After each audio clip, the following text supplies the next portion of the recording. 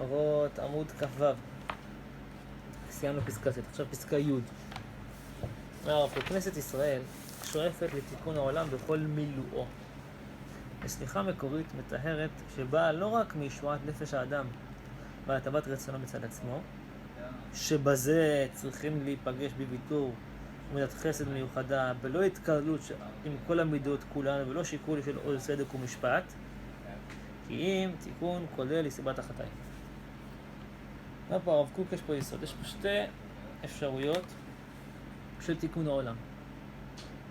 תיקון העולם אחד, סליחה שאינה מקורית ומטהרת, אינה שלמה, מה שנקרא במידת החסד, מיוחדה, ויתור, ותיקון עולם אחר שהוא במידת הדין. כמו באדם. איזה אדם יותר גדול? אדם שהקדוש ברוך הוא מחל על עוונותיו, הוא אדם צדיק אחרי ויתור,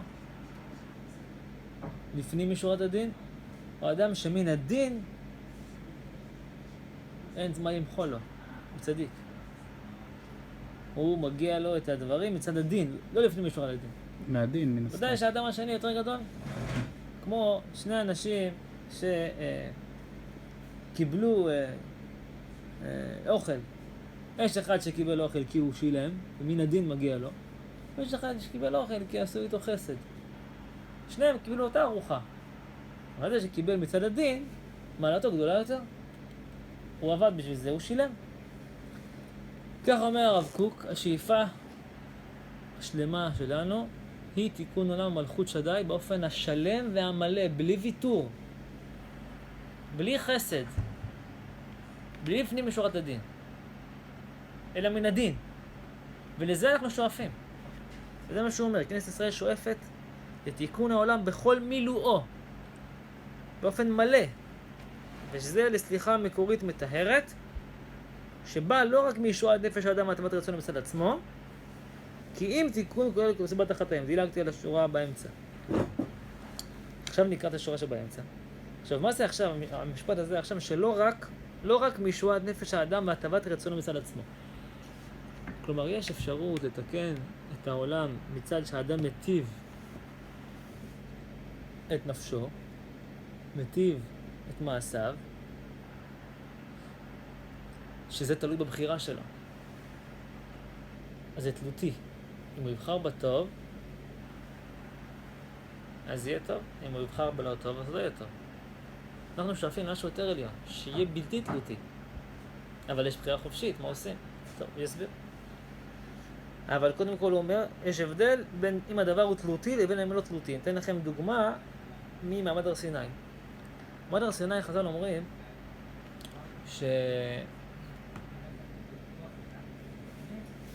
אף על פי שבכתוב בתורה שעם ישראל אמר נעשה ונשמע, כלומר שעם ישראל רצה לקבל את התורה, עם כל זה היה מציאות של כפה עליהם הר כגיגית. והתייצאו בתחתית ההר, דרש אחד האמוראים, אחד החכמים בגמרא, כפה עליהם הר כגיגית. תחתית ההר הכוונה לא בקצה שלו, אלא מתחתיו ממש, וההר היה באוויר. הקדוש ברוך הוא אמר להם, תקשיבו, או שתקבלו את התורה, מוטב, ואם לאו, שם תהיה קבורתכם. כמו הייתה כפייה פה, לא הייתה בחירה. עכשיו, שאלה מעניינת היא, זה סותר את התורה. התורה כתוב מפורש, נעשה ונשמע. מה זאת אומרת כפייה? מה הולך פה? מה הכוונת הדרשה? זו שאלה אחת. זה השאלה, כן. אז קודם כל, התירוץ השאלה הזאת היא באופן טכני. מסביר המדרש תנחומא, שמה שאמרו נעשה ונשמע זה ביחס לתורה שבכתב. כי תורה שבכתב יש לה גבול. נכון? כך וכך פה, 5 תורה, מסיים כל שנה, יש לה גבול, יש לה סוף.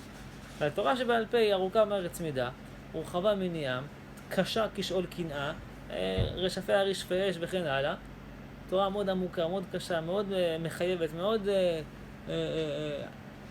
אינסופית. ואת זה עם ישראל לא רצה לקבל. עריות, היה גם ציווי של עריות. וכיוון שהוא לא רצה לקבל, הקדוש ברוך הוא פשוט לא שאל אותם, וכפה עליהם הר כגיגית. ואז הגמרא אומרת, הדור קיבלו מאחשוורוש. ומאחשוורוש, אז עם ישראל קיבל את התורה שבעל פה גם מרצון. כי ימי אחשוורוש היה רק תורה שבעל פה, לא היה תורה שבכתב, כי הנבואה הפסיקה. תורה שבכתב, הביטוי של תורה שבכתב זה החיבור לשמיים. נבואת משה רבנו הכי גבוה, ואחרי זה נבואת הנביאים, זה ספיחים של תורת משה רבנו. אבל הנבואה הפסיקה. זה בדיוק אחרי סיום הנבואה, תקופת אחשוורוש, תקופת עם ישראל בגלות בית ראשון, תקופת פרס. אז מיד אחרי שהפסיקה הנבואה, אז עם ישראל קיבל בחזרה את התורה. איזה תורה? תורה שבעל פה, כי כבר אז לא היה תורה שבכתב, כאילו לא היה נבואה, מה שהסברנו, ולכן דרך אגב, בכוח ההדור קיבלו הזה, רואים שבית שני יש התפתחות עצומה של תורה שבעל פה. נכון? כן, גמרא, משנה. משנה, גמרא בדיוק. אנשי כנסת הגדולה כבר אומרים, אוהבים תלמידים הרבה, נכון? מה זה תורה שבעל פה פורחת בעם ישראל, כל בית שני. אז ביחס לתורה שבכתב הייתה פה כפייה, תורה שבעל פה הייתה פה כפייה, ואחרי זה התקבלה מרצון, שבעצם עם ישראל קיבל את מרותם של מרדכי ואסתר, וזה גם בא לידי ביטוי בזה שפתאום חכמי ישראל, חז"ל, שדרכם עובר התורה שבעל פה, מתקנים חג, זו פעם ראשונה שיש חג, שהוא לא מן התורה, שרבנן תקנו חג. אחרי זה היה חנוכה, מספר 2, אבל חג הראשון שרבנן מתקנים זה בעצם פורים, ועם ישראל מקבל את זה. הנה ראיה אומר רבא, הדור קיבלו ימי אחשוורוש, חזרו וקיבלו תורה שבעל פה בימי אחשוורוש מרצון. פה זה לא הייתה מכפייה. אז זה הסבר טכני. אבל מה עם ההסבר המהותי? מה זאת אומרת? הסברת עכשיו טכנית, פה הייתה כפייה, תורה שבעל פה, תורה שבכתב היה רצון. אבל מהותית, תסביר לי, למה? למה צריך כפייה? הסבר המהר"ל. אי אפשר. זה דבר כל כך מהותי, כל כך עליון, כל כך גבוה, שהוא יסוד העולמים כולם, שזו התורה, שהיא תהיה תלויה ברצון.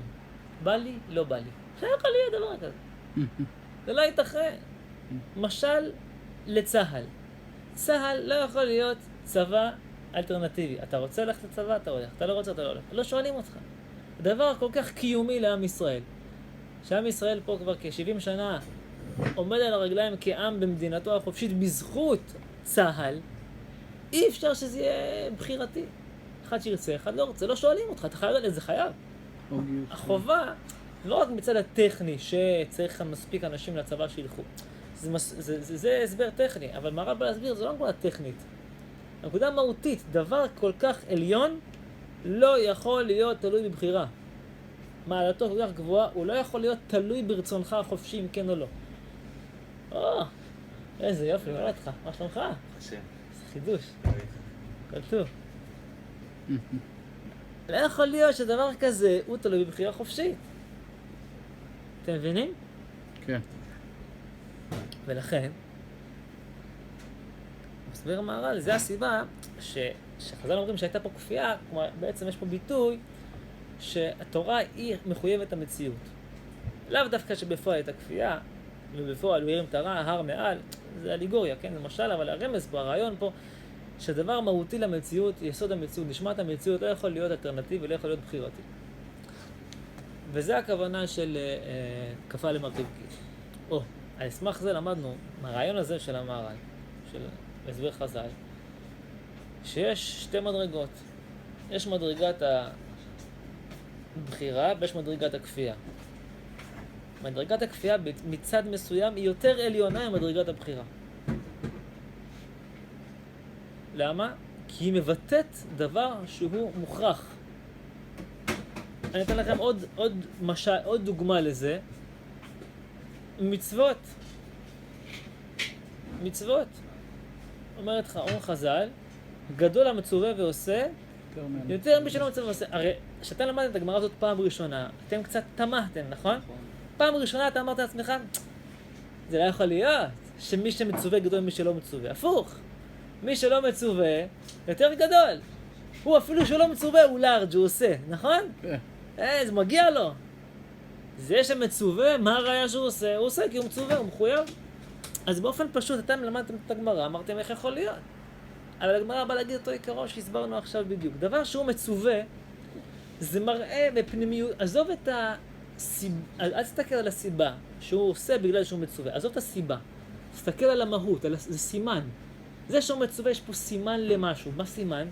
סימן לדבר עליון שהדבר העליון הזה יכול לצאת רק אם מישהו מצווה, לכן דווקא הוא צווה. למה דווקא הוא צווה ולא נשים? מצווה של זמן גרמה. או למה דווקא עם ישראל צווה ולא גויים? כל המצוות חוץ משבע מצוות בני נוח. כי עם ישראל יש בו משהו שאין בגויים. הם לא יכולים להוציא לפועל את הדבר הזה גם אם היו מצווים. חוץ מהצד הטכני של הוא מצווה, והוא עושה מכוח הציווי, והוא לא מצווה והוא עושה מכוח הבחירה. עזוב את זה, זה נושא אחר. תסתכל על עצם הסימן שבדבר. אם הקדוש ברוך הוא החליט לצוות אותו ולא אותו, סימן שיש לו כישרונות רוחניים, עליונים, שלא אין. הערת סוגריים, זה גם ההבדל בין גבר לאישה. יש הבדל בין גבר לאישה, הבדל גם רוחני בין גבר לאישה, כי היכולות של גבר מבחינה רוחנית הן יותר עליונות מאשר נשים. איך אני יודע את זה? מכוח המשפט הזה של חז"ל. גדול לא מצווה ועושה יותר מי שאינו מצווה ועושה. וכיוון שגברים מצווים יותר מאשר נשים, יש כאן ביטוי פנימי שהם יכולים להגיע שאם הקדוש ברוך הוא בחר בהם וכן הלאה, לעשות מה שהסברנו, כן, להקיים את המצוות, אז יש פה ביטוי שהם יכולים להגיע יותר רחוק, מבחינה רוחנית. כן. להשפיע יותר. ועל זה מברכים שלא עשני אישה, בהקבלה לשלא עשני עבד, בהקבלה לשלא עשני גוי. מה הקבלה פה? כל אחד זה רמה מסוימת של יכולת בעצם. רמה מיוחדת של יכולת רוחנית. שלא עשני גוי, ברוך השם, שאני מצווה. אז הציווי שלי בבטא צד פנימי שאני יכול להגיע יותר רחוק. כן. להשפיע גם יותר, זה לא רק רמה אישית, אני יכול להוסיף בקדושה יותר בעולם, וכן להפך כידוע בכל דבר. אותו דבר ביחס לעבד, יותר, עבד יכול, כן? ביחס ליותר, ביחס לאישה, יותר, אפשר לעשות יותר, להשפיע יותר בעולם. ולכן אישה שלא מצווה במצווה שהזמן גרמה, היא מקיימת מצווה שהזמן גרמה, כמו סוכה, לולב, או כן, מצוות כאלה, תקיעת שופר וכן הלאה, היא מקבלת שכר, אבל פחות. כי ההשפעה שלה בעליונים היא פחותה. מלבד הסיבה של התוספות, שמסביר בצורה קצת טכנית, שלמה הגדול מצווה ועושה יותר ממה שלא מצווה ועושה, כי זה שהמצווה יותר מצטער. הוא לא יכול להגיד לא בא לי. אישה יכול להגיד לא בא לי. אבל זה אותו עיקרון. עצם זה שאתה לא יכול להגיד לא בא לי, ואתה חייב לקום כדי לקרוא קריאת שמע בבוקר, והיא לא חייבת, והיא יכולה לישון עוד 10 שעות, אז עצם זה שאתה מחויב לעשות את זה, אז מלבד השכר שלך, שהוא גדול בגלל שאתה מחויב, זה שציוו אותך על זה, זה ביטוי שאתה יכול להוציא את הפוטנציאל שטמון בך הרבה יותר גבוה. ודווקא בך טמון הפוטנציאל הזה. הפוטנציאל הרוחני הזה. זה ברור? כן.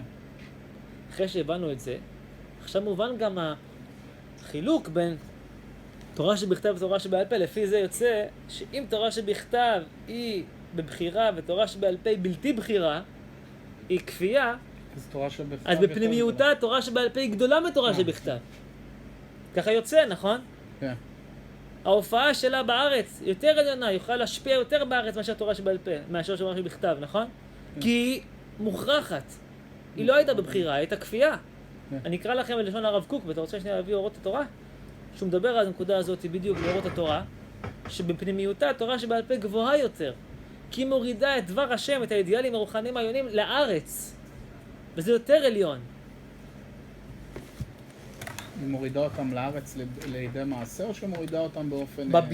היא מורידה אותם קודם כל בפרטי הפרטים שמופיעים בתורה שבעל פה ובתורה שבכתב וכידוע היא כללית, והיא מורידה אותם בעצם זה שחכמי ישראל, שהם התורה שבעל פה, הם הביטוי של דבר השם בארץ. כי תורה שבכתב, ספר תורה מונח. לא צריך חכמי ישראל בשביל זה. תורה שבעל פה אי אפשר בלי חכמי ישראל. וחכמי ישראל הם גדולים. חכמי ישראל הם התורה שבעל פה. וחכמי ישראל הם גדולים מתורה שבכתב. וזה מה שהגמרא אומרת, שאסור למכור ספר תורה לשום דבר, חוץ לשני דברים, להשיאו אישה, שזו מצווה מאוד גדולה, וללמוד תורה. כי ללמוד תורה גדול מספר תורה. למה? כי ללמוד תורה זה הולפי התורה בארץ, וספר תורה זה ספר מונח ועומד. זה לא תורה חיה. תורה חיה, שזה תלמיד חכם, זה הרבה יותר מאשר תורה. מה שהגמרא אומרת, בבלי טיפשי, שעומדים מפני ספר תורה, ולא עומדים מפני תלמיד חכמים.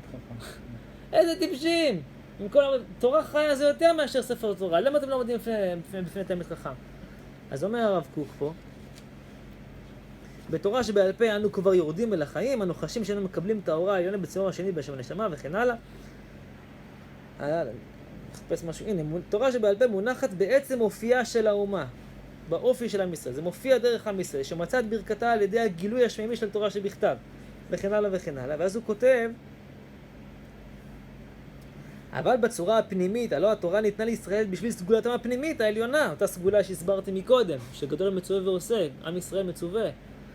הרי גרמה סגולה אלוהית גנוזה זו להופעת תורה מנשם עליהם, ונמצאת תורה שבעל פה, ונמצאת עליונה תורה שבעל פה בשורשה, משורש תורה שבכתב. כי תורה שבעל פה היא מבטאת את סגולת עם ישראל, את הצד הפנימי, מה שהסברנו בם גדול מצווה ועושה. ולכן אומר הרב קוק, חבבים דברי סופרים יותר מדברי תורה. זה המשמעות של חז"ל, חבבים דברי סופרים יותר מדברי תורה, כי דברי סופרים זה תקנת חז"ל, שהבאתי בדוגמה הראשונה, שהיא פורים. תקנת חז"ל הראשונה בעצם זה פורים, באומן המלא, הרחב של הדבר, שתקנו חג בעם ישראל, עם ישראל קיבל אותו. והפורים הזה הוא ביטוי של תורה שבעל פה, שדבר השם עובר דרך חז"ל, הם מתקנים, זה לא דבר השם שיצא ממשה רבנו מסיני. בגלל זה החג הזה... ומכוח משה רבנו מסיני, משה רבנו מסיני נתן כוח לחכמי ישראל להוריד את התורה לארץ ולתקן תקנות. ולכן זה בא לדבר בפורים, ופורים זה חייבים, שיא הדבר של חייבים דברי סופרים יותר מדברי תורה, וזה מה שחז"ל אומרים, הדור קיבלו מאחשוורוש, לפורים. וזה למה שהוא לא עתיד להתבטל פורים אולי, בכוונה העמוקה? נכון. נכון, הסברת יפה. למה פורים לא יתבטל לעולם? כי פורים מבטא את תורה שבעל פה בשורשה, שהיא גדולה מתורה שבכתב.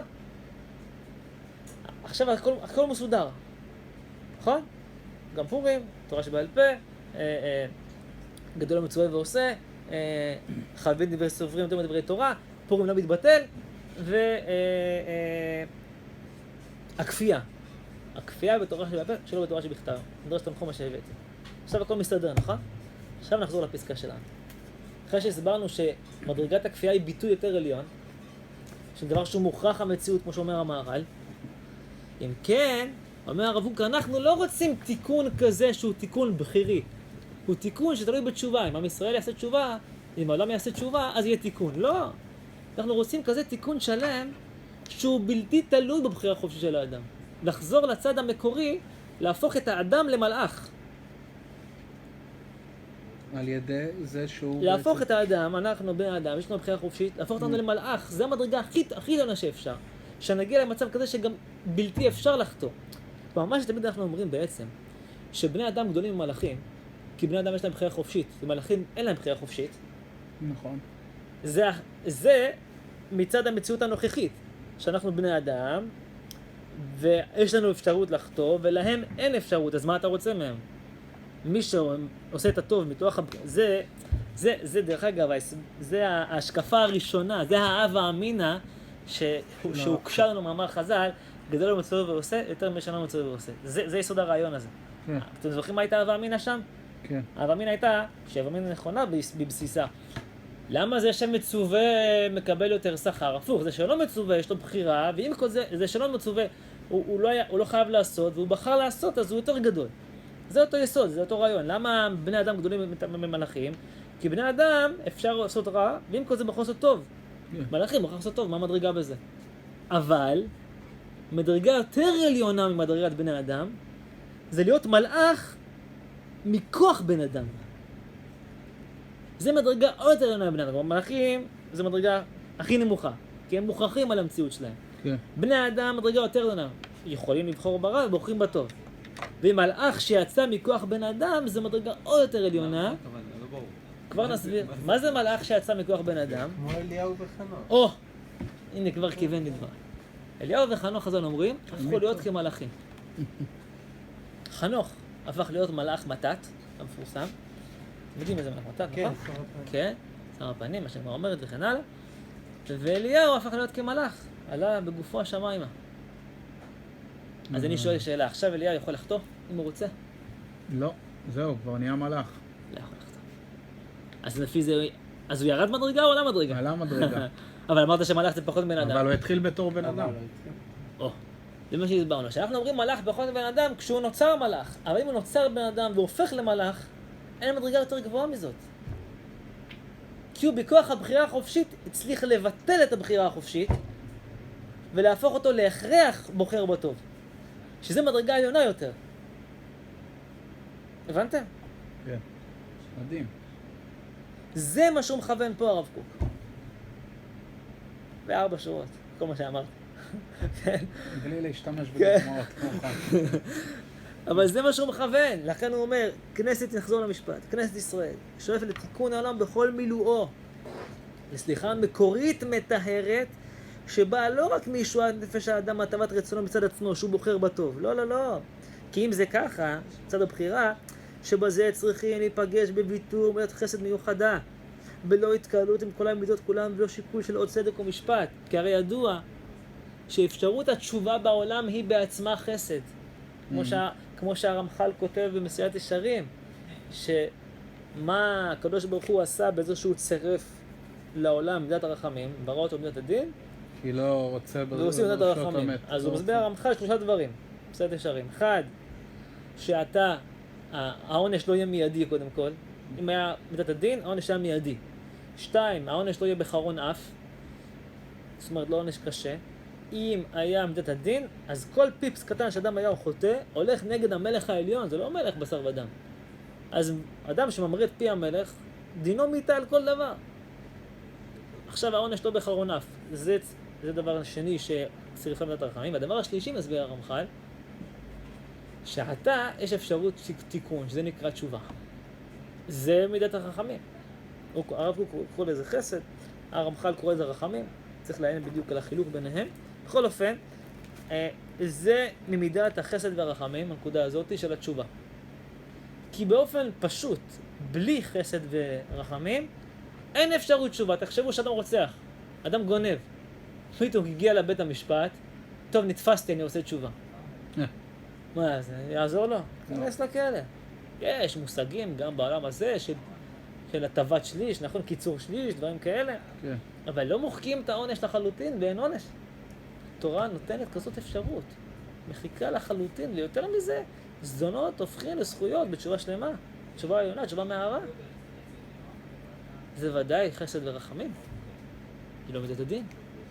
אז אומר הרב קוק, אנחנו רוצים כזאת תשובה בלי טובות. אנחנו רוצים כזה תיקון שלם בלי טובות. לא תשובה, תיקון. בלי טובות מצד מי? מצד הקדוש ברוך הוא. הוא עושה לנו טובה. שעשה לנו טובה שיצר את האפשרות של התשובה. אנחנו רוצים תיקון, אנחנו שואפים לתיקון שלם בלי חסד וטובה של הקדוש ברוך הוא אלינו. אנחנו רוצים להיות עצמאים עד הסוף. זה ניתן? זה מה שאנחנו שואפים, זה מה שהוא מסביר. לכן כנסת ישראל שואפת לתיקון עולם ומלואו, תיקון שלם, סליחה מקורית מתארת, בלי טובות של תשובה שתלויה במידת החסד שהוא קורא לה פה, כן, נקראת. עכשיו זה מובן למשפט. שהטבת רצונו מצד עצמו של האדם, זה בזה צריכים להיפגש בוויתור ובמידת חסד מיוחדה. פה צריך טובו של הקדוש ברוך הוא, צריך איזה טובה, צריך איזה חסד שהוא עושה לנו.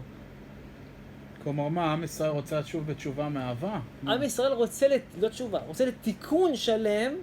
בלי מה? בלי זעזוע? יותר עליון מאפשרות של תשובה. יותר עליון מאפשרות שאפשר לחטוא. אפשרות בחירתית, רצונית, מה שדיברנו מקודם. עם ישראל רוצה להגיע ממצב של בחירה למצב של הכרח, מעין חנוך ואליהו שדיברנו. כי הטבה כזאת של תיקון שהוא לא שלם, תיקון שבא על ידי מידת החסד והרחמים, על ידי מידת התשובה, בזה, אז הוא קורא לזה, זה בלא התקללות עם כל המידות כולנו, ובלא שיקול של עוז צדק ומשפט. יש פה חיסרון במידת המשפט. הסברנו עכשיו, התשובה, במילים אחרות, היא מכחישה את מידת הדין. נכון? עכשיו הסברנו. כן, היא מתנגשת איתה, היא מכחישה אותה, לא מתנגשת, היא מכחישה, כמו מחלישה אותה. נכון? מחלישה. אנחנו לא רוצים שום חולשה של הדין, רוצים באופן שלם, שמגיע לנו באופן שלם, כמו אותו אחד שמשלם באופן מלא. אל תעשה לי הנחות. כמה זה עולה? כמה זה עולה? 50 שקל? אל תעשה לי הנחה, אני רוצה לשלם 50 שקל בדיוק. אני לא רוצה שתעשה לי 45, לא רוצה. לא רוצה. ככה אומרים הקדוש ברוך הוא, אנחנו רוצים תיקון שלם שמגיע לנו בדין. אז בשביל זה אנחנו צריכים שיהיה לנו 50 שקל בכיס, לא מספיק 45. אז זה יותר, צריך להתאמץ יותר. נכון? לכן אמר, מה? אבל החסד הרחמים זה לא שנותנים לך הנחות, זה כאילו נותנים לך נכון, מה זאת אומרת? לא, נותן לך רק אפשרות לתקן בעתיד, זה לא ש... זה גם... זה שיש לך אפשרות לתקן, זה בעצמה אבל- חיסרון. אבל אתה תזכה רק אם תתקן. הרי לא תשלים את עצמך אם לא תתקן. אז זה רק יכול לדחות את הזמן של התיקון, לא? זה לא יכול להביא אותך לתיקון אם אתה לא מתקן. כאילו אין הנחות, נכון? זאת אומרת, אחרי זה הרחמים, לא אמור לתת לך הנחה. הוא נושא לך לא, הנחה. לא, בסדר, הוא נותן לך ארכה, זה לא הנחה, זה ארכה. בוא, תיקח את הזמן, תחשוב עוד קצת, תראה מה עשית. תקן. אז כאילו, לא... נו. עדיין, זה שיש לך אפשרות של דחיית כן, העונש, בסופו של דבר, בשביל להגיע... הקלת אבל העונש, בסופו של דבר שאתה צריך לעשות את התיקון, אפשרות כן תיקון תצטרך לעונש. לעשות אותו. זה לא שתוכל להגיע לקו הגמר בלי לעשות את התיקון. אז מה, עם ישראל לא, רוצה לא. תיקון בלי אל חשבון תבינו נפש? נכון, התיקון השלם יעבור דרך התשובה. אוקיי. כי הרי אי אפשר להגיע לתיקון בלי תשובה. כן, זה אל מה תבינו לא נכון. חייב לעבור דרך התשובה, אבל אנחנו לא רוצים לעצור שם. אחרי שנעשה את התיקון על ידי התשובה, אחרי שהעולם כולו, עם ישראל שואף לתיקון העולם ומלואו מתוך התשובה, זה לא יהיה פסגת השאיפות. זה מה שהוא בא להסביר. הרי אי אפשר להגיע לתיקון השלם שלא על ידי תשובה, הרי אי אפשר לקפוץ מדרגות. אתה לא יכול לקפוץ מדרגת 10 לפני שאתה מדרגת 5. זה היה תמוה. לא, אז לא הסברתי טוב. חייב לעבור דרך מדרגת 5. מדרגת 5 זה מדרגת התשובה. כל העולם כולו הגיע למצב שהוא בוחר בטוב מכוח הבחירה. זה ברור שיהיה. מלא הארץ דעת השם, גם להם מכסים, מתוך זה נבחר בטוב. אבל שם לא נעצור. אוקיי. זה מה שהוא בא להסביר. אחרי שנבחר בטוב מכוח הטוב, אנחנו רוצים להגיע למדרגה כזאת שגם לא נוכל לבחור ברע ולבאר את הרע מהעולם בעצם, לא במקרה. זה מה שהוא רוצה להגיד. זה שגם אם יבוא מצב שמישהו ירצה לחטוא, הוא כבר לא יוכל לחטוא. שלא לא יהיה מצב לא יהיה כזה רצון שמישהו ירצה. כזה. לא יהיה רצון כן, שלך. אבל אני אומר, לא יהיה אפילו חיטימצה בכלל של אפשרות לתת לו מקום. הבנת? למה? כי עם ישראל יבטל את המקום הזה? כאילו, כי עם יתקן ישראל עולם רוצה במלכות לשואף שדי? לתיקון השלם. התיקון השלם זה לבאר את הרע לחלוטין, שלא לך אפילו בחירה חופשית לבחור ברע. תדעו לכם באמת, שכל אדם בעצם, איך דיברנו על חנוך ואליהו, שהם הגיעו לשם באופן שלם. אבל כל אדם ירא שמיים באמת, כשהוא מתקדם בעבודת השם, יש עבירות שבעבר שלו, שהם בבחינת אי אפשר לחטוא. לא רוצה לחטוא, אלא אי אפשר לחטוא. ברוב שהדעת של האדם מתגדלת, ויראת שמיים והטהרה שלו מתגדלת, אין לו אפשרות לחטוא. מה למשל? רצח, עבודה זרה, גילוי עריות, שפיכות דמים. נגיד גילוי עריות, יש אדם אולי יצר מסוים, למרות שאנשים גדולים באמת בטל לחלוטין הדבר הזה אצלהם, נכון? כן. כמו אפילו אתם, יש לכם יצר הרע, זה מדרגה נמוכה של מה שרציתי להגיד, זה לא המדרגה השלמה, אבל יש לכם יצר הרע לחלל שבת? יש לכם יצר הרע, יש לכם בכלל יצר הרע כזה שמשכנע אתכם? יש לכם יצר הרע לרצוח? יש? אין פה בחירה אפילו, אין פה בחירה. אבל שוב, מדרגת חנוך ואליהו זה המדרגה שלמה בכל החטאים, לא רק בחטא מסוים. מה? לא, סליחה. אתם מוכרחים לא לרצוח. אי אפשר, אין הווה אמינא, אין איזה סיכוי בכלל שכן לרצוח. מה, זה לא נראה... זה מה שהרמח"ל מדבר בין מידת הנקיות כבר. הוא מדבר על זה... בכלל... לא, הוא מדבר על זה איפה? בדרך עץ חיים הוא מדבר על זה. דרך עץ חיים זה אחרי המסילת ישרים, בסוף יש קונטרס קטן, שבאמת הקונטרס הזה הוא הקדמה לספר כלך פתחי חוכמה, כמו שכתוב בתוך הקונטרס עצמו. וזה נקרא דרך עץ חיים, ששם הוא כותב שאם הדעת של אדם תתגדל, ככל שהדעת שלו תתגדל, ככה האפשרות של היצר הרע תימחק לחלוטין. עד שאם נקרא לכם את הלשון עצמו, אם תביא לי מסילת ישרים פה, אני אשמח לקרוא לכם את זה בפנים. מסילת ישרים? זה מופיע בסוף. יש פה מסילת ישרים? אני אגיד. איפה למצוא?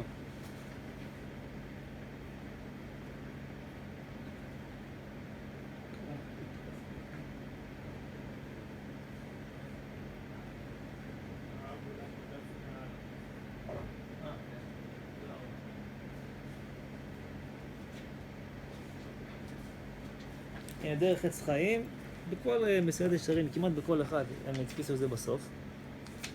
אז הוא כותב ככה.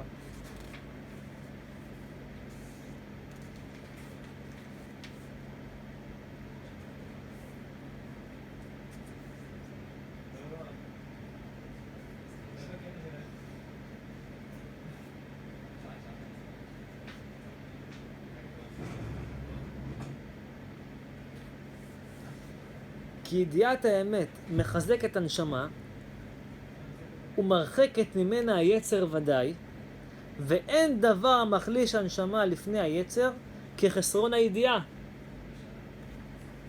לכן מצוות תלמוד תורה היא המצווה הכי קשה, שהיצר הרע הכי מנסה להטריד את האדם על המצווה הזאת, וגם היא הכי גדולה. כי היא מרחיקה את היצר הכי הרבה יותר מכל המצוות האחרות. כי כשאדם יודע את האמת, הוא לא יכול לעשות את השקר.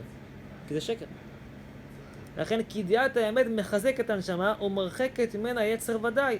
ואין דבר מחליש הנשמה לפני היצר כחסרון הידיעה. וביטול תורה, ריחוק מתורה, מתלמוד תורה עכשיו, לא ממצוות, מתלמוד תורה, זה ששומר שבת, הוא צופס ציצית, תפילין והכל, קידוש, זה לא מספיק. ביטול תורה, לא לומד תורה, ריחוק מהאמת, זה מחליש את הנשמה הכי הרבה לפני היצר. אפילו שהוא שומר מצוות אחרות. ואם הייתה ידיעה רחבה ועומדת על לב בני האדם, לא היו חוטאים לעולם.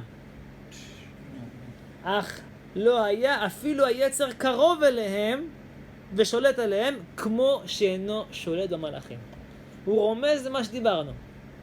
שככל שהדעת תתגבר בלב בני האדם, אז הוא כבר לא יוכל לחטוא מכוח האמת הגדולה שבקרבו, הוא הופך להיות מלאך.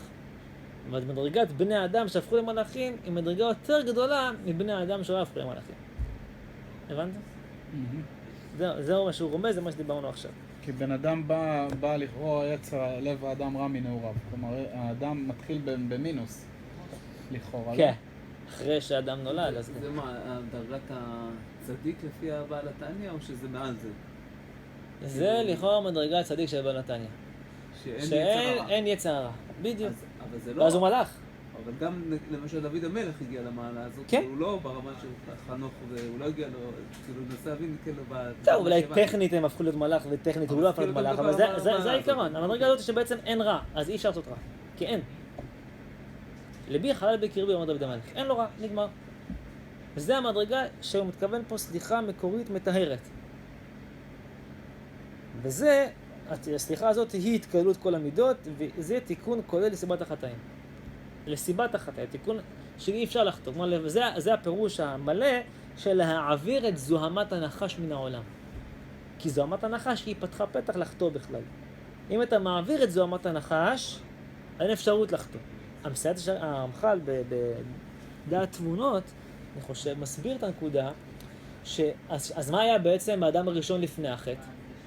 הרי גם אז היה בחירה חופשית. אתה אומר, זוהמת הנחש, זוהמת הנחש זה אנחנו, כי אנחנו בני אדם וחווה. אבל האדם הראשון הוא יציר כפי של הקדוש ברוך הוא לא בן אדם, הוא אדם. אז מה היה שם? מסביר הרמח"ל שאדם הראשון ביום שישי, אם הוא היה צריך לעשות את כל מה שאנחנו עושים ב6,000 שנה, אחרי שאנחנו עושים את זה בפועל, הוא היה צריך לעשות את זה בכוח. כלומר, הוא יכל לחטוא, ואם הוא היה יודע את האפשרות לחטוא ובוחר לא לחטוא, אז התיקון של התיקון השלם של כל בקיצור, היה מבאר את האפשרות לחטוא בכניסת שבת. כלומר, 6,000 שנה שאנחנו עכשיו בעולם, הם תיקון של אותו יום שישי של חטא אדם הראשון. בין הערביים, של אותו בין הערביים. הבנתם? של אותו בין הערביים. כי בעצם אז לא היה החטא בפועל. ברגע שהאדם חטא, אז הוא הוריד יצר הרע בפועל. לא רק בכוח, למציאות. הוא היה חיצוני והוא נהיה פנימי. זה הכוונה בפועל. שהוא נכנס למציאות, הוא היה חיצוני לאדם, הוא נכנס פנימי בתוך הלב האדם. ואז יצר לב האדם רע מנעוריו. אבל לפני החטא, אז הוא היה חיצוני, זאת אומרת, הוא היה רק בכוח. הוא יכל לעשות רע, הוא הבין את זה, והאפשרות לעשות רע, וביטול האפשרות, זה התיקון השלם. אבל כיוון שהוא כבר הוריד את הכוח, את היצר הרע לפועל, אז עכשיו צריך ביטול יצר הרע שבפועל, ולא ביטול יצר הרע שבכוח. וביטול יצר הרע שבפועל הוא לוקח 6,000 שנה. הבנתם? לעקור אותו מהלב. אבל, וזה האבל הגדול, שאף על פי שמצדנו זה בא בדיעבד, הקדוש ברוך הוא קורא הדורות מראש. אין אצלו פשלות. גם הדיעבד שלנו מתוכנן על ידי הקדוש ברוך הוא. כי ביטול יצר הרע בפועל הוא תיקון עליון יותר מביטול יצר הרע בכוח. והקדוש ברוך הוא רצה שאנחנו בני האדם נגיע לתיקון השלם היותר עליון שאפשר להתקיים. מה, כדי להצדיק את הקיום שלנו? לא, כדי להגיע למדרגה יותר עליונות. אבל יש פה מקום של להצדיק את הקיום שלנו כבני אדם, לא? שאנחנו מסוגלים לבטל את הרע גם מתוך לא מצדיק, בכל מקרה בני אדם. גם אחרי זה היה בני אדם. רק בני אדם, מלאכים. אבל הצורך של הקדוש ברוך הוא לברוא את העולם. ואת הבני אדם, אולי זה מה שיצדיק את הקיום שלנו, כאילו. כן, אבל ברגע זה תהיה התעודה של אבל ברגע שבן אדם, האדם הראשון, הוא היה עושה את זה, הוא היה עושה את הבעיה, כולם. כל מי שנולד אחריו, הוא גם בן אדם, כאילו, אותו מין. הוא לא מלאך, הוא אדם שהפך להיות מלאך, זה מדרגה. אבל הוא רצה שזה יהיה בצורה כזאת, דרך הדיעבד שלנו, שזה דיעבד, אני לא מכשיר את השרץ, לא מכשיר את החטא, כן? החטא הזה, תראה כמה צרות רעות בעולם הוא הביא, כן? אבל גם זה התכוונתי להגיד שקדוש ברוך הוא תכנן את זה. זה יסוד בחסידות, שגם החטא של האדם, אחרי שהוא חוטא, להבין שמדרגת הקדוש ברוך הוא, מדרגת קורא הדורות מראש, זה גם לטובה. אסור להגיד את זה לפני החטא, כי מי שאומר את זה לפני החטא זה גורם לחטוא. הבנתם? כי לפני החטא אומר, גם החטא שאני אחטא זה... הקדוש ברוך הוא רוצה את זה, אז בוא נחטוא. אז הפוך, זה יצר הרע. זה כבר הופך להיות שבתאי צבי, שאומר אני חוטא ברצון. מרוב בלבול במושגי קבלה והבנה נכונה של הדברים שכביכול הקדוש ברוך הוא רוצה, ואז הוא הגיע לדיראון עולם. כן? לפני החטא אסור לחטוא וכן הלאה, זה רע מאוד, אבל עליהם מפריע אחרי התיקון השלם של העולם. עדיין לא הגיע התיקון, אבל אנחנו כבר מקדימים את הרעיון הזה, שמופיע בחסידות כבר, שקרוא בקבלה כידוע, שאחרי הדברים, אחרי האדם הראשון כבר היה, אז זה כבר התחיל. אז אחרי החטא למפריע התברר שזה יותר עליון כשהוא חטא והוא נתקן מאשר הוא לא חטא. מה שהסברתי עכשיו. ברור? הנקודה הזאת? אבל שימו לא להתבלבל בנקודה הזאת. זה נכון גם אצל האדם הפשוט שעד שהוא לא חטא, כן, החטא היה בפועל ולא בכוח? זה מה שהסברתי, שגם האדם הפשוט, החסידות מסבירה את הנקודה הזאת, שאדם שעושה תשובה צריך להבין את הנקודה שגם החטאים שהוא חטא, בסוף זה לטובה, כי מכוח זה הוא יכול לתקן יותר. התיקון השלם מכוח חטא הוא גדול מאשר תיקון שלם של תיקון שלא מכוח חטא. וזה מדרגת בעלי תשובה גדולים מצדיקים גמורים. שחז"ל אומרים. כי זדונות נהפכים לזכויות, מה שהסברנו. אבל זה רק התיקון השלם, לא סתם תיקון, רק תיקון שלם. הרב, כי גדול מי שעשה ופרש. שנה ופרש הוא יותר גדול. אבל דווקא תיקון שלם. דווקא תיקון שלם. שזדונות נהפכים לזכויות. אחד שכאילו עשה מעשה, עשה חטא, ותיקן אותו הוא יותר גדול מאחד שלא עשה את החטא. למה? כי זה שעשה הוא הצליח לפרוש מזה. זה היסוד שהסברנו, כי זה שעשה הוריד את החטא לפועל, ועם כל זה הצליח להתקן, וזה שלא הוריד אותו, אז זה יותר קל לפרוש, כמו שאמרת. אז זה כמו האדם הראשון, זה מעין... זה מעין מה שהסברתי עכשיו, שהתיקון של מצופה מבני אדם הוא גדול מהתיקון של האדם הראשון אם הוא היה עושה את התיקון. כי התיקון שאם הוא היה עושה זה היה תיקון בכוח, ואנחנו רוצים שנעשה תיקון בפועל. אבל זה רק מי שיזכה לעשות את התיקון. בתוך בני אדם, האדם הראשון היה אחד, אבל כל הנשמות שבכל בני המין האנושי הם ספיחים של האדם הראשון כידוע, נכון? אז בתוך בני האדם האלה, מי שיהיה מאלה שעושים את התיקון, אז מה שדיברנו, ומי שיהיה הפוך השם ישמור, אז זה לא יזכה, הפוך, הוא יתבטל מן העולם, כמו שהרוע יתבטל. הוא יתבטל עם הרוע. הבנתם? עוד מעט ואין רשע, שכל הרשעים... כן, הרשע יתבטל, הרוע יתבטל בעולם, ואיתו, כל אלה שתמכו בו, בני אדם שבחרו ברע, השם ישמור. אז בואו נחזור לנקודה. אז ממילא מבינים שהתיקון השלם הוא התיקון להגיע למצב שאין בחירה. זה התיקון העליון יותר, וזה אנחנו שואפים, זה מה שמסביר הרב קוק. ברור? עכשיו הדברים יותר ברורים? חל. שזה יבוא רק אחרי התיקון הבחירי של התשובה, הסבר.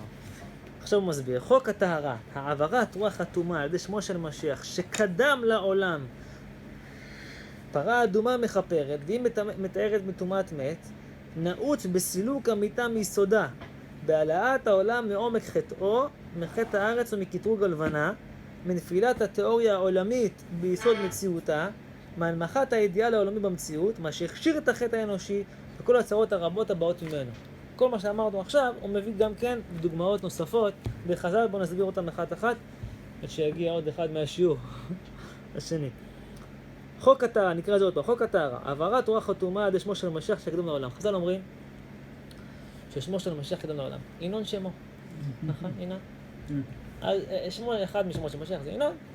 מסכת אבות רבי נתן. חז"ל אומרים ששמו של משיח קדם, נכון? מה הפסוק? לפני שמש. לפני שמש ינון שמו. זה היה המשפט המשלם. כמו לפני יצירת השמש, כבר הקדוש ברוך הוא קרא את שמו של המשיח ינון. שריך ינון. אז מה המשמעות של זה? מה המשמעות של מדרש חז"ל הזה? שלפני האפשרות לחטוא, יצירת העולם היא ההיעלם. ההיעלם נתן מקום לחטוא. מה זה יסוד העולם בנוי על צמצום, מה שנקרא יסוד הצמצום. שכביכול צמצם את תורו ונתן מקום לחטא. נתן מקום לרוע, נכון? כן. אז לכן אמרתי שקוראים לו עולם, לשון העלם. העלם האור של הקדוש ברוך הוא.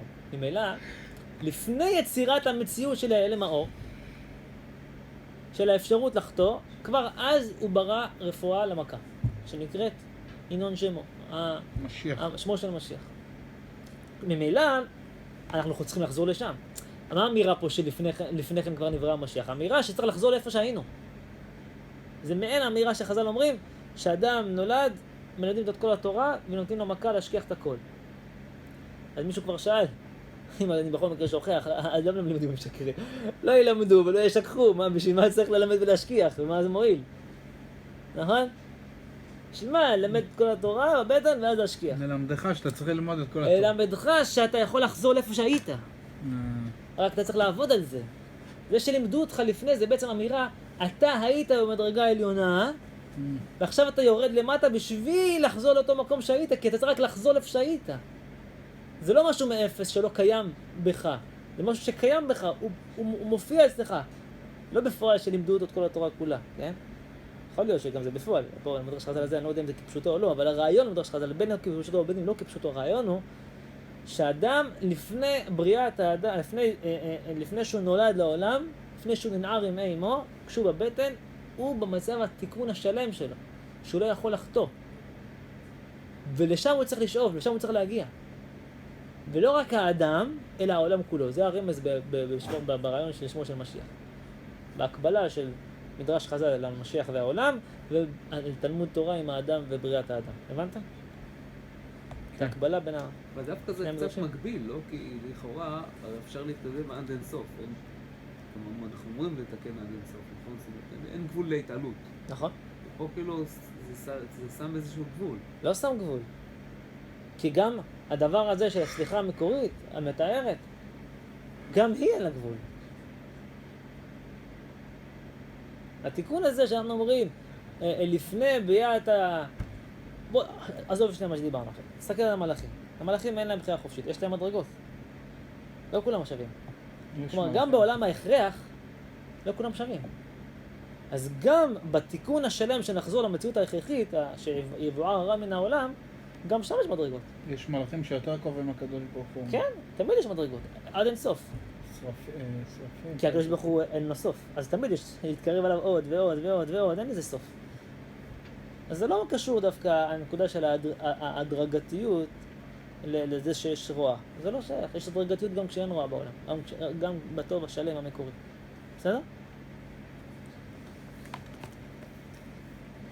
פרה אדומה מכפרת, והיא מטהרת מטומאת מת, נעוץ בסילוק המיטה מיסודה, בהעלאת העולם מעומק חטאו. פה, מה ספציפית הוא רומז פה בנקודה של פרה אדומה, לא ברור לי. האם הוא מתכוון להגיד שתי אפשרויות בעיניי. יש פה או שפרה אדומה היא רק מכפרת, היא רק מטהרת מטומאת מת, אבל אנחנו שואפים מדרגה יותר עליונה לבאר את המת מן העולם. זה מה שהוא ממשיך בסילוק המיטה מיסודה, או שהוא מכוון שגם פרה אדומה בעצם היא, למה היא יכולה לתאר מטומאת מת? נראה לי זה הפירוש יותר נכון בדבריו. למה פרה אדומה מתאר מטומאת מת? כי פרה אדומה אחוזה ביסוד הנצח הזה שקדם לעולם. ולכן רק לה יש את הכוח לתאר מטומאת מת. משל, משפט של ארכימדס כזכור לי, תן לי נקודת אחיזה מחוץ לעולם וירים את כל העולם. נכון? מכירים את המשפט הזה? כן. כלומר, זה גם מופיע בחז"ל המשפט הזה בלשון אחר. אין אסור מתיר עצמו מבית האסורים. אתה לא יכול להוציא את עצמך אם אתה בפנים. אם אתה בחוץ אתה יכול. אז בעצם משיח הוא בחוץ, הוא מחוץ לעולם. אז הוא יכול להוציא את העולם בחזרה למציאות היסודית שלו. הבנתם? אתם איתי? אז אותו דבר גם פה. אז פרה אדומה, למה היא יכולה להוציא את העולם מטומאת מת? כי היא נעוצה מחוץ לעולם. היא הנקודת האחיזה מחוץ לעולם, ובעזרתה אפשר לתקן את העולם להוציא את טומאת מת. הבנתם? אני חושב שזה הפירוש פרה אדומה מכפרת, שהיא מתארת מטומאת מת, כיוון שהיא נעוצה בסילוק המיטה מיסודה. למה פרה אדומה היא קשורה לסילוק המיטה מיסודה? אינני יודע. זה כבר שלמה המלך אמר, אני לא יודע. כן. כן? כי זה מעל העולם. זה לפני העולם. אנחנו כבר מסיימים. בהעלאת העולם מעומק חטאו. מה זה מעומק חטאו? מהאפשרות לחטא, זה הכוונה. מחטא הארץ ומקטרוג הלבנה, שזה גם מדרשי חז"ל שהוא מכוון להם. מה זה חטא הארץ וקטרוג הלבנה? הרי יש הקושיה מפורסמת. כן. יש לה לבנה בחירה חופשית, שהיא קטרגה, ואז בסוף עשו אותה קטנה, יש לה בחירה חופשית. מה זה הדבר הזה? היא נענשת, כאילו יש לה בחירה חופשית. האדם יש לו בחירה חופשית, אחרי זה הארץ חטא, כי עשתה עץ עושה פרי ולא עץ פרי. מה זה הדבר הזה, עשתה עץ עושה פרי ולא עץ פרי? מה זה, יש לה בחירה חופשית לארץ? למה היא בן אדם? נכון. זה דומם, מה זה הדבר הזה? אומר הרב קוק, לא הבנת את המדרש חז"ל. חז"ל במדרשים האלה מכוונים לומר שיסוד הרוע, יסוד המיטה, יסוד הטומאה, אחוז ונטוע בעולם בעומק, גם בשורשים הכי גדולים שלו. השמש, הירח, הארץ, שם נטוע האמיתה. גם בדברים הבלתי בכיריים. עד כדי כך העומק של זוהמת הנחש חדר. הבנתם? עצים ואבנים גם? דברים כאלה? זה הביטוי של חטא הארץ. הארץ עצמה היא לא חטאה. אנחנו נתקן אבל זה מה שנעשה בדיוק. את הארץ. כן. בגלל זה גם בנבואות... אנחנו שואפים, זה מה שהוא מסביר. חז"ל אומרים שהארץ חטאה והלבנה חטאה, כמובן שהמציאות כולה, שהמציאות כולה היא עוטפת אותנו בשמיים, שמש וירח והאדמה, הארץ, שזה המציאות, כן, שמיים וארץ, בראשית ברא אלוקים השמיים ואת הארץ, זה אומר שהמציאות כולה היא החטא אחוז בה בעצם, בפנים, עמוק. וזה הביטוי של בעצם חטא הארץ וחטא הלבנה, ואת הדבר הזה אנחנו שואפים לתקן. גם את הביאור, הטומאה, האחיזה שלו במקומות הכי יסודיים, שזה השמיים והארץ. וזה מה שהוא מכוון. וזה גם התיקון של המשיח, שעתיד הארץ יוציא גלוזקאות, ותחיית המתים. ממילא מה שאמרת, ממילא תחיית המתים וכן הלאה. כן? כל הדברים האלה נובעים מתוך התיקון השלם, בדיוק. זה בדיוק הנקודה, המוות זה שיא הביטוי של חוסר השלמות בעולם, ותיקון המוות של תחיית המתים זה תיקון המוות, זה השיא השלם של התיקון. הדבר שהוא אבי אבות הטומאה, אותו להחיות. בסדר? אבל הוא מסביר את זה, לא רק, עכשיו הוא מסביר את זה בצורה יותר מובנת בשפה שלנו, לא רק במשלים. מה זה חטא הארץ וקטרוג הלבנה? זה נפילת התיאוריה העולמית ביסוד מציאותה, בתרגום לעברית, מהנמכת האידיאל העולמי במציאות, מה שהכשיר את החטא האנושי וכל הצרות הבאות ממנו. כלומר, מה זה חטא הארץ וחטא הלבנה? חטא הארץ וחטא הלבנה זה נפילת התיאוריה העולמית. התיאוריה העולמית הכוונה המחשבות, הרעיונות, האידיאולוגיות העולמיות. כשהעולם נפל, השאיפות שלו היו כבר נפולות, זה נתן מקום לרוע להיכנס. אם השאיפות של האדם היו שלמות, היו עליונות, לא היה מקום להיכנס לרוע. זה נקרא הנמכת האידיאל העולמי במציאות.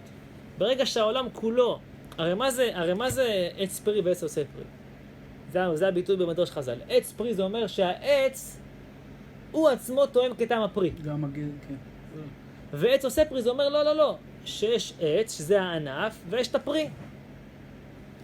מסביר הרב קוק במקום אחר כזכור לי, שעץ עושה פרי זה אומר, שאם הענף מביא פרי זה אומר שיש במציאות הרבה מעשים, שהם רק אמצעים אל התכלית. אבל הם לא התכלית עצמה. הם לא התכלית עצמה. ולכן ייתכן שאתה תתאמץ הרבה בעולם הזה, ובסוף לא תצליח. נכון? במבחנים, בזה, נכון? כן. לא לפונקציה הרעה אגרה בעולם הזה. לפי התוצאה אגרה. לא לפי הצער. זה העולם הזה. כלומר, יש ניתוק בין הדרך לבין התוצאה. זה חטא הארץ. חטא הארץ זה הניתוק בין האמצעי, בין הדרך לבין התוצאה. יש לך סיפוק, יש לך פרי, יש לך שכר מהתוצאה, אין לך שכר מהדרך, מהאמצעי. ולכן הדרך עצמה, שזה במשל הזה של הארץ, זה העץ, זה הענף, אתה לא יכול לאכול אותו. אבל התיקון השלם הוא שגם הדרך עצמה תהיה קשירה. טעימה כמו הפרי. גם הדרך עצמה תהיה בעלת פירות, בעלת משמעות, לא פחות מן הפרי. זה התיקון השלם. ולשם אנחנו שואפים. וממילא הנמכת האידיאל הזה, זאת אומרת, בזה שהארץ, הביטוי של זה שהארץ לא הוציאה עץ פרי, היא בעצם אמרה שהדרך היא לא בעלת משמעות. וזה מה שהוא מתכוון מהנמכת האידיאל העולמי במציאות, מה שהכשיר, ממילא אם הדרך לא בעלת משמעות, זה אומר שיש אפשרות למצב שהוא בלתי משמעותי, נכון? כי הרי אם אתה אומר שהתוצאה היא הטוב, והדרך אין בה טוב, אז כבר הכנסת אפשרות לרע. כי אין רע מזה שאדם עובד קשה, בסוף לא מרוויח את הפרי. נכון? אין רע מזה שאדם זורע, חורש, קוצר, עושה הכל, בסוף אין לו כלום. זה הרי בכללות, כידוע. אתה תזרע ותחרוש והכל, ולא תאכל מזה פרי. אויביך יבואו ייקחו את זה ולא יהיה לך מה לאכול, נכון? אתה תזרע הרבה ואפילו מעט לא יהיה לך, נכון? מעט תאסוף כי יחסר לנו הרבה, נכון? כלומר, לא תקבל גם את הפרי, אבל עצם זה שאתה נתת מקום בעולם שיש אפשרות שאין פרי, זאת אומרת בדרך, בענף, אתה נתת מקום לרע במציאות, לחיסרון במציאות. ברגע שנתת מקום לחיסרון במציאות, זה כבר משלשל אחריו, בדרגה אחר מדרגה, את הרע במציאות. אם לא היה מקום לשום חיסרון במציאות, העץ עצמו היה פרי, זה הביטוי שלא היה מקום לשום חיסרון במציאות, לא היה שום אפשרות לרע בכלל להיכנס למציאות. לא היה אפשרות למצב של חיסרון בעולם. הבנתם? על ידי זה שהארץ לא עשתה עץ פרי, זה אומר שהיא נתנה אפשרות של חיסרון בעולם, אפשרות שאתה לא נהנה מהפרי בדרך, אז זה אומר שאין לו תועלת, אין לו תכלית, אין לו משמעות, זה נותן מקום לחיסרון, נותן מקום לרע בעולם. זה הכוונה הנמכת האידיאל, עולמי במציאות. הנמכת האידיאל העולמי, שהיא מה שהכשיר את החטא האנושי וכל הצרות הרבות ממנו. ממילא כל הצרות באות מכוח זה שיש אפשרות לחטא. יש אפשרות לחיסרון. יש אפשרות ללמוד למבחן, לא לקבל תואר בסוף. לעבוד ולא לקבל בסוף את הפרנסה. זה המציאות של העולם הזה. אנחנו רוצים לבאר את זה. שלא יהיה מציאות של חיסרון בעולם. שכל העבודה שתעשה, כבר העבודה עצמה תהיה בעלת משמעות. בלי לחכות לסוף. כל לימודים שתעשה, כבר הלימודים עצמם תהיה בעלי משמעות, בלי לחכות לסוף. דרך אגב, תלמוד תורה זה ככה באמת. תלמוד תורה, השכר הוא לא לפי התוצאה של המבחן והרבנות שאתה מקבל. זה מה שחשוב. השכר של הקדוש ברוך הוא זה לפי העמל, כי זה התיקון השלם שהעולם יהיה שם. ושם אנחנו שואפים. בסדר? טוב, וזה לא רק בתלמוד תורה, תלמוד תורה מבטא את המציאות של לפני העולם וגם סוף העולם, התיקון השלם של העולם. אבל אנחנו רוצים שכל המציאות כולה תהיה כמו תלמוד תורה. שזה מושג של תחיית המתים. החיות אפילו בדבר שהוא מת ואין בו שום דבר בעל ערך. הרי מת זה שיא הדבר שהוא לא בעל ערך. שיא הדבר שהכי אין לו חיות. זה מת. הדבר שהכי מת בעולם, הדבר שהכי אין לו משמעות, שהכי מלא חיסרון, מלא רוע, מלא טומאה, מלא מקום לחטא, זה יהיה מלא חיות. אז אין שום אפשרות לחיסרון במציאות. זה התיקון השם שעם ישראל שואף לשם, ברור? שנזכה. עוד השם נשאר את הפסקה הזאת שבוע הבא. חזק וברוך.